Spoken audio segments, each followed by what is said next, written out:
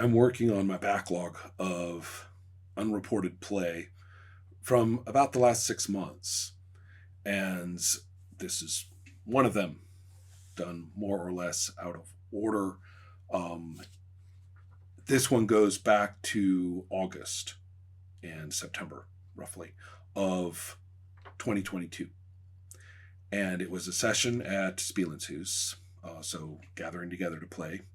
And there were four of us there, and I had brought a bunch of two-player games because that particular day a bunch of people were out of town and schedules were all off, and so it was a fill-in day, a pickup day. And so I brought in a bunch of games. I said, why don't we just try a bunch of two-player games? And there happened to be four of us coming. I brought several games to choose from, and the games that were chosen were Showdown and Cold Soldier. This is a fortuitous pair of games to have played at the same time, by which I mean we were all in the same room. There were two pairs of people, more or less, tuning into one another across the games occasionally, just to be sociable. They're both two-player games. They are both oppositional in terms of the fiction. They each feature two primary characters who are in deadly and utterly non-negotiable conflict. There is no way to compromise about that. And both of them feature a great deal of discovery of backstory, which I think is a big deal. The action moves forward, but it also in many ways moves, if you will, backward, or at least looking backward, and expands in that zone of the fiction. They're different in an important way. In Showdown, we have combatants in a fight, and each player has full access to the same rules as the other player. So they both relate in mechanics terms and procedural terms to the character that they're playing in the same way. And in many ways, you are supposed to invest very much as you would in most role-playing games, where you are an advocate for the character, despite their flaws perhaps, and perhaps an understanding or sympathy with some of those flaws. And you are, basically doing your best to play that character in the sense that this is my guy. I'm doing this, and you, me, buddy, here on this page, we're in this together. Whereas in Cold Soldier, there's a distinct asymmetry at work. And it's really a quite precise and elegant one. The person playing the Dark Master is supposed to be playing a Dark Master whom they despise. You're playing a character who is evil, and you were repelled by them. You're not on their side. The general Dark Master agenda, what they've done, whether they're a vengeful god or whether they're a mad scientist or whatever they may be, and they and their goals, their bigger goals, their worldview, what they're after, why they are raising the dead to serve their bidding, all of that is supposed to be, from your point of view as that player, terrible. And also the commands you give the Cold Soldier, piecemeal, are small scale versions of the same principle. You're telling the Cold Soldier to do bad things. If you don't think they're bad and you try to play the game, sort of flip it out, deconstruct it or flip it around or something like that, you won't be playing the game, and it will not work. Now, the Cold Soldier player, on the other hand, well, but without going into too many details, the capacity of the Cold Soldier to even act or even think is very limited but it is that player who has all of the card play. That player has connections to the mechanics that the Dark Master player does not have. The Dark Master player never deals with the card draws and the card replacements or anything of that kind, and has no ability to influence it.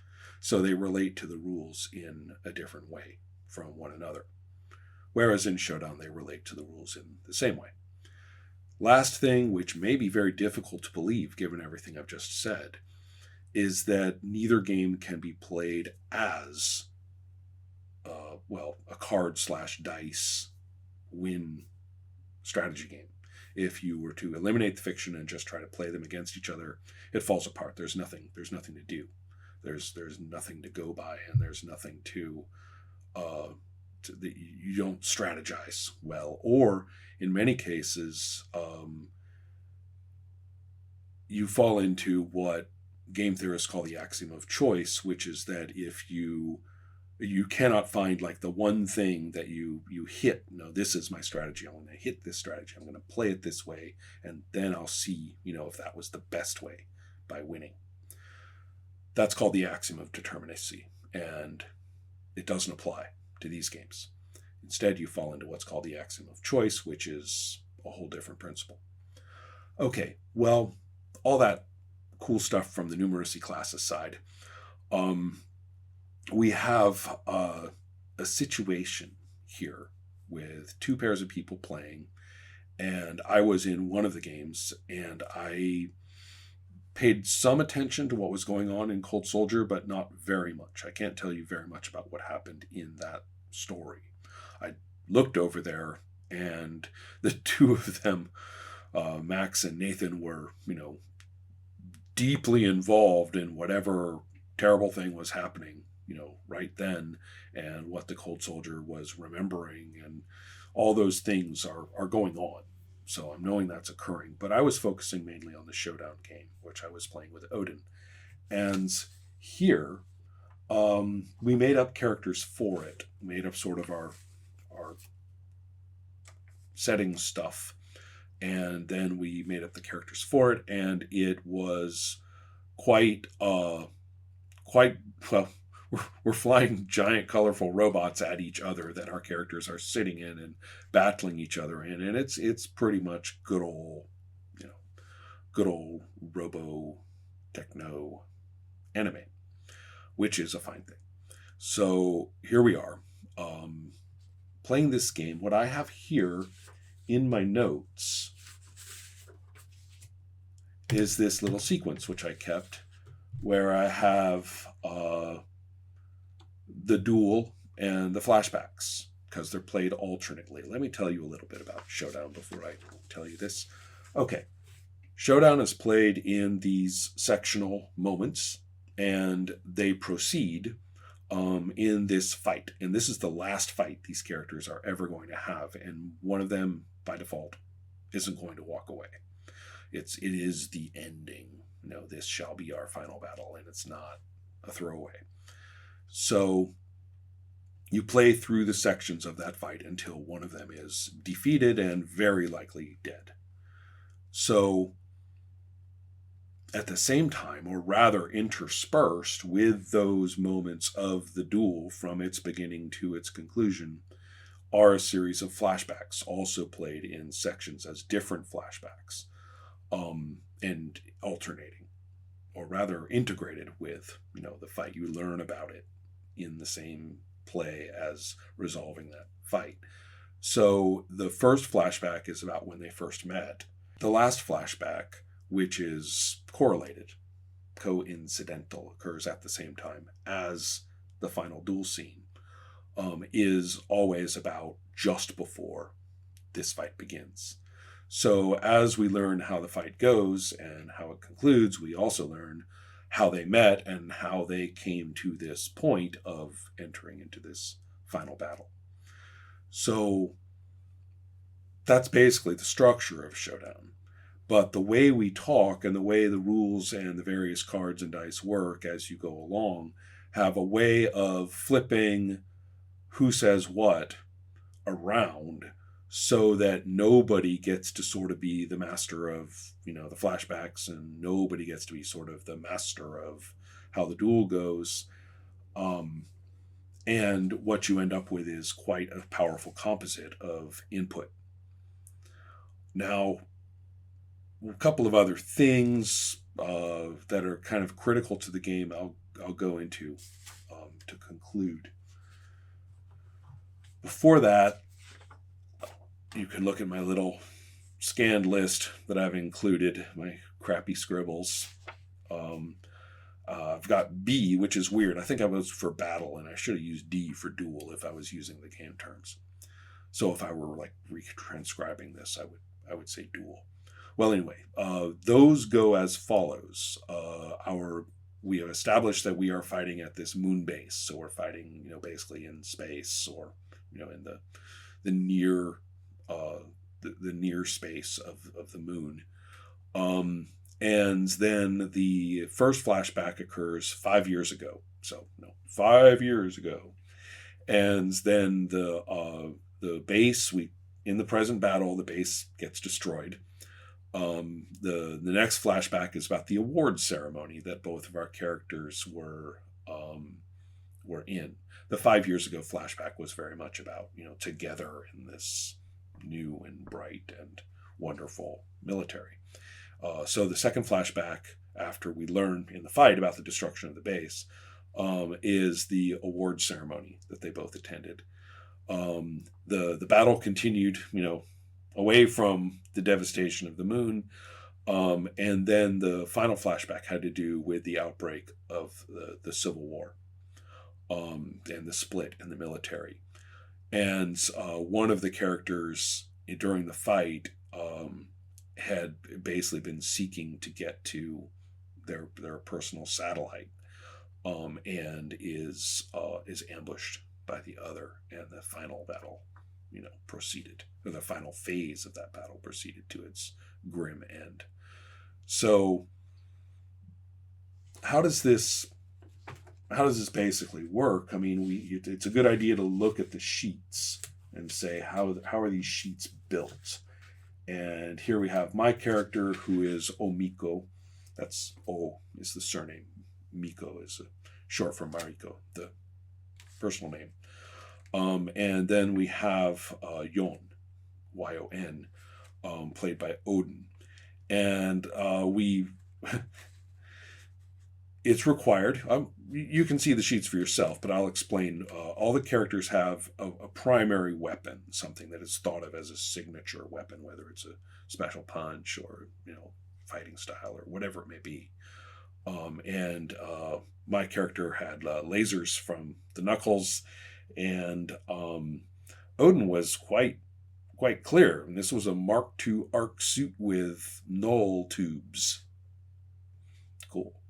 So our details, which we made up independently of one another, so we didn't look at each other making up these details for the characters. Omiko has a loud, inspiring voice and shining insignia, old school, well-used mech, and short, spiky hair. Details for Yon included youthful, graceful, and sleek. Neck-long black hair, and his calm and collected voice. And it's kind of a coincidence that both of us focused on things like voice and hair and stuff like that. But then again, we were sort of operating off the idiom of anime, and those features are primary. So I could be telling you just to look at the sheets, but all the things that I just mentioned have a specific property that the rest of the sheet doesn't have. And that specific property is that we're both supposed to make use of each other's content. And all of that content that I just said, none of it can be violated. You're supposed to honor it. If you're talking about something about the other character, and you're talking about, Yon doing something, you're not going to say something that's not graceful and sleek. That's fixed. So those are things that are fixed for the fiction. Now, on the other hand, the qualities the last thing on the sheet, are anything but fixed. They begin with "I think that I am," and then over on the right, there's the corresponding column, which is "but really I am." And as you can see, these sheets have been used, and so therefore you can see on both of them that some of the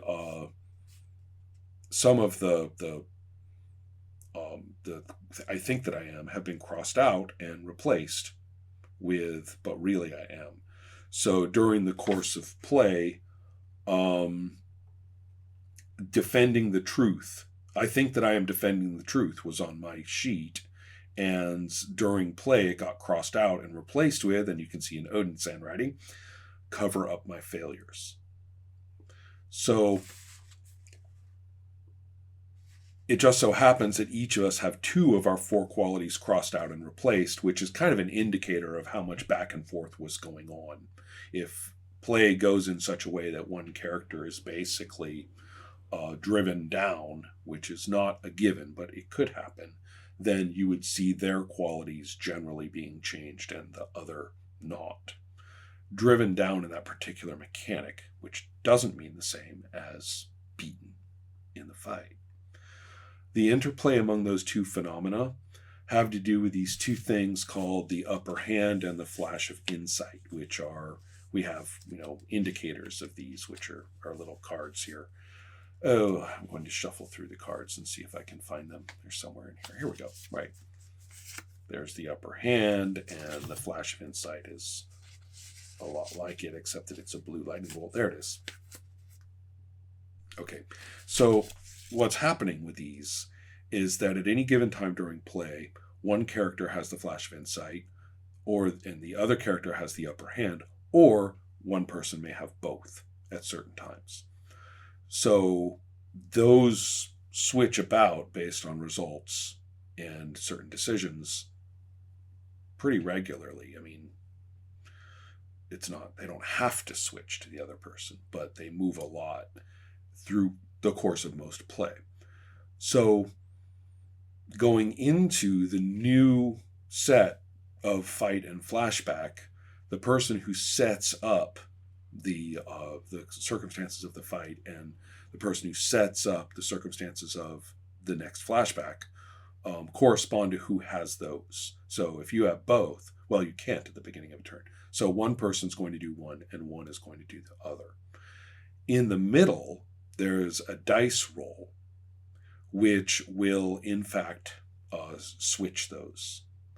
And, well, I say switch, which will rearrange them. It may be that you even keep them the way they are, depending on how the dice turn out. And at that point, the scene is, the events are going to conclude. The person who does not have the flash of insight at that point, who may or may not have been the first person. I keep repeating myself. You're getting this right. It's very dynamic. The person who doesn't have the flash of insight at that moment, remember, because they might have switched around, will tell you how that flashback turns out. And the same thing goes for the upper hand. And then the person who does have the upper hand, who didn't get to narrate the fight, then they will kick in with how the next fight begins and how they have the advantage. A few other interesting points. The to keep the upper hand, you need to kind of keep winning at the fight.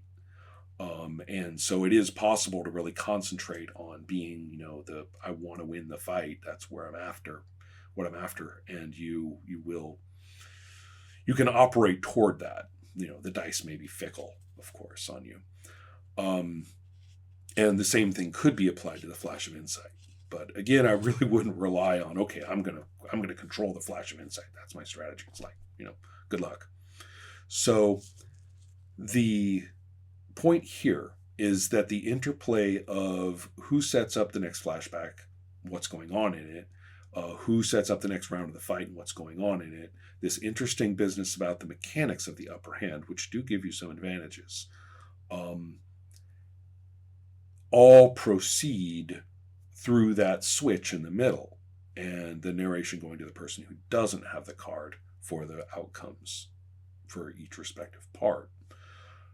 It may sound complicated, but it's fairly it's an easy little procedure to go through as you play through it. Go through the first turn, and you're like, oh, so that's how we do it. And the interplay of that input really means listening to one another. And the fact that you're supposed to honor what's on those sheets. By the way, what I said about not violating what was on those previous parts, that does go for the qualities too, but the qualities as they currently stand. So in the beginning, it was important for both of us to honor Yon's qualities as well as her other things, the details and weapon and stuff. I think that I am confident in my abilities. I think that I am loyal to my cause. I think that I am, that I desire to step down someday. I think that I'm a competent team player. Well, in early play, I, as well as Odin, would look at those and actually play them up as if those were actually the case. Neither of us know, as time goes by, if any and which ones may be changed. For example, during play, I crossed out, desiring to someday step down, and replaced it with consumed by vengeance. Well, now it is on both of us to play Yon and our respective, narrations of what that character is doing as consumed by vengeance, and that the apparent desire to step down was not, was hypocritical or self-deluded or something. So it's really important to play these things up as much as you can, because it's no fun if you change it and we haven't seen it in the first place. So really focusing on honoring what the other person has provided on paper, and then they see how you've honored it, and then that gives them inspiration to continue to play it, or when it gets changed, for that change to actually be felt by both of us as understanding the fiction better. So Showdown is really quite well constructed, and you really play it. I mean, you play this game, with this role-playing game, with each other, and you never have to agree on anything. You never have to, there's no consensus where you say, well, you and the other player agree on like the appropriate way to change this or anything like that. You and the other player agree on like where the next phase of the fight is. None of that happens. The input is quite pure and highly complimentary about everything. So you can really play your character hard. I mean, you really want them to continue to be a decent person through the course of the whole backstory. We get a good view of this person as decent. Sure, maybe some of their qualities aren't quite true, but you do want them to be a good guy. And it would be nice to have them win the fight. Again, good luck with all that. So, in contrast, Cold Soldier, as I said, doesn't really have the sort of level relationship to the procedures between the two people.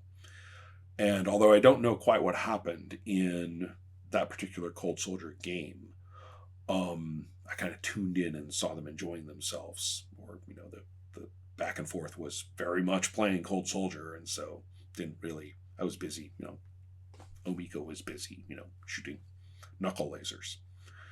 So I found in my multiple times of playing Cold Soldier, however, that the real power is this interesting expansion of the backstory. The mandate of the Dark Master is to narrate or to speak in the present scene. We see what the place is like as he's delivering the commands. They also provide the details. Now, the Cold Soldier goes where the Cold Soldier player says, but it is on the Dark Master to play anything and everything about that place and all the people in it and whatever is happening there. So it is very much about the moment. Obviously, the Dark Master has their own past, and any aspects of that are relevant, the Dark Master player can talk about, but only in the context of this moment. So a character might talk about it, Dark Master themselves or some other character, or there may be physical or visual evidence of the past, but they can't sit there and say, well, 10 years ago this happened to the Dark Master, so blah, blah, blah, blah. That kind of talk doesn't happen. We get indications of a past through that player's input going forward in the story. It is the Cold Soldier player who, once per turn, may, in fact, say, I remember something about this. The flicker of memory in this kind of frozen landscape of this undead person's leftover mind. There's this little flicker of memory. And so it is those which look into the past directly. There are a couple of ways to do this. One is that you are very much playing the Cold Soldier as previously disconnected to the Dark Master. Like maybe the Dark Master just, raised up some random dude. And you are discovering, the Cold Soldier's connections to what's going on. Now, those could be associative connections. Their actual past didn't have anything to do with the past of this particular situation. So the memories are associative. Or they could be literal. I mean, you could, in fact, have been directly involved in the Dark Master's designs as a living person, or subject to them, or whatever, some kind of direct involvement in the direct past of what's happening in these scenes. Even more so, the Cold Soldier player, should they desire, may well find themselves describing a much more direct relationship to the Dark Master. So that this person, before they died and were raised as an undead servitor, was actually, involved in some way with the Dark Master. I mean, so this is where you find out that the Cold Soldier is the Dark Master's, child or something like that. And so it's up to the Cold Soldier player to develop it intuitively in those kinds of directions, whichever one or version of those as they see fit as they go along. That means that when the Dark Master player begins the next turn, now that player knows that too. So the backstory, the relevant backstory for the Dark Master player is becoming much more enriched in some way as they move into the next turn. And the Cold Soldier player typically finds, if not a sequence of events, because that's the other thing. I mean, the memories that are resurrected or inspired might actually turn out to be a fairly coherent series of events that we can understand as it develops. Or again, they may be more like a tone poem where they come together in some fashion that makes sense in the way they come together for us as observers. Either way, the Cold Soldier player typically latches onto that fairly strongly. The shreds of identity, past identity or present, compositional, fragmentary identity that the Cold Soldier may have, enough so that when we come to the end point, either because the Cold Soldier player says, hey, we're finishing up now, or because you hit a certain card in the deck, it's pretty easy for the Cold Soldier player to choose something that is on the line for this scene. You have several options that you choose. In principle, they're stated as different principles, and you look up and down and you say, oh, well, that is the one, and the various things you've talked about or that have happened already are the raw material for it, obviously. So that's usually really easy to do. So I hope you can see that both of these games are not only just plain fun to play, but they also, if you really think about some of these highly specific understandings of who talks about what and how and when, that again, the lack of consensus-based discussion and the lack of any workshopping at all about what's going to happen or how it's going to be, and both of them having this very dedicated process and often quite open and unpredictable process of backstory content. They're a real family of design. I mean, this is very powerful stuff, and it was a great day, enjoying them with pals in the little Spielitzus room where we play.